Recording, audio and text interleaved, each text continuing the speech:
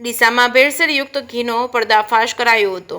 1.67 લાખનો જથ્થો જપ્ત કરાયો છે। માલિક સામે કાયદેસરની કાર્યવાહી કરાઈ છે। પાલનપુર સ્થિત ખોરાક અને ઔષધ નિયમ તંત્ર દ્વારા જાહેર આરોગ્યના હિતમાં ડીસા ખાતે ભેળસેળયુક્ત ઘીના ઉત્પાદન અને વેચાણ કરતી પેઢીઓ સામે કડક કાર્યવાહી કરવામાં આવી છે। આ ઝુંબેશ અંતર્ગત એક પેઢીમાંથી શંકાસ્પદ ઘીનો જથ્થો જપ્ત કરવામાં આવ્યો છે। ખોરાક અને ઔષધ નિયમન તંત્ર અને પાલનપુરના ઓફિસર ટી.એસ. પટેલ તેમજ food and safety officer E S. Patel દ્વારા ડીસા ખાતે આવેલી Tashvi market and dairy products નામની પેઢી પર સંયુક્ત તપાસ હાથ ધરવામાં આવી હતી। આ પેઢીના માલિક લાલચંદભાઈ અમૃતલાલ પંચીવાલ છે અને તપાસ દરમિયાન જાણવા મળ્યું હતું કે આ પેઢી દ્વારા ઘીનું ઉત્પાદન કરવામાં આવતું હતું, પરંતુ ઘી બનાવવા માટે ઉપયોગમાં લેવાયેલા કાચા માલની કોઈ વિગતો રજૂ કરવામાં આવતી ન હતી।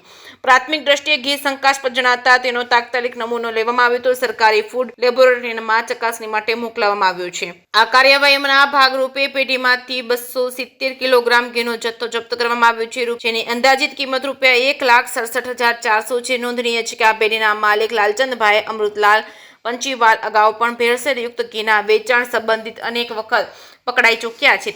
તેમની સામે પણ ફોજદારી અદાલતોમાં ગુનાહિત જાહેર થયાના કિસ્સાઓ પણ નોંધાયા છે। હાલમાં પણ તેમની વિરુદ્ધ વિવિધ કેસો ચાલી રહ્યા છે। જે કે સિંગુ સાથે ભરત ઠક્કર, ડીસા।